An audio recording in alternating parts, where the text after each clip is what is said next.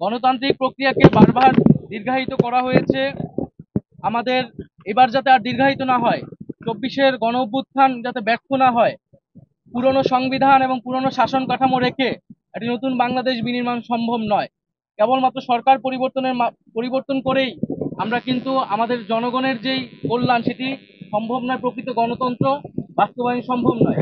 সেজন্য আমরা বলছি যে আমরা যেহেতু এই 24 সালে গণ অভ্যুত্থান হয়েছে, ছাত্র জনতা রক্ত দিয়েছে, আমরা কেবল সরকার পরিবর্তন নয়, বরং শাসন কাঠামো সহ পুরো সাংবিধানিক পরিবর্তন করে নতুন একটি বাংলাদেশের যাত্রা শুরু করতে চাই, যেখানে প্রকৃত গণতন্ত্র, ইনসাফ এবং সাম্য নিশ্চিত করা সম্ভব হবে।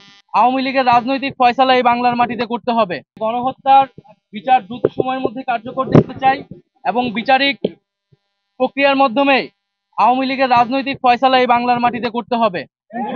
এই জুলাই গণ অভ্যুত্থানে আমাদের প্রতিশ্রুতি ছিল যে যারা এই হত্যাকাণ্ডের সাথে জড়িত এবং যারা গত 15 বছরে নানা ধরনের জুলুম করেছে তাদের বিচার এই বাংলার মাটিতে হতে হবে। এবং আমরা অন্তর্বর্তী সরকারের প্রতি আহ্বান থাকবে, দ্রুত সময়ের মধ্যেই এই বিচার বাংলাদেশের মানুষ দেখতে চায় এবং বিচারের পরে যে সংস্কার কার্যক্রম, জাতীয় ঐকমত্য যে কমিশন রয়েছে, দ্রুত জাতীয় সংলাপে গিয়ে আমাদের যে জুলাই সনদ এবং যে জুলাই ঘোষণাপত্র তার দ্রুত বাস্তবায়ন আমরা দেখতে চাই।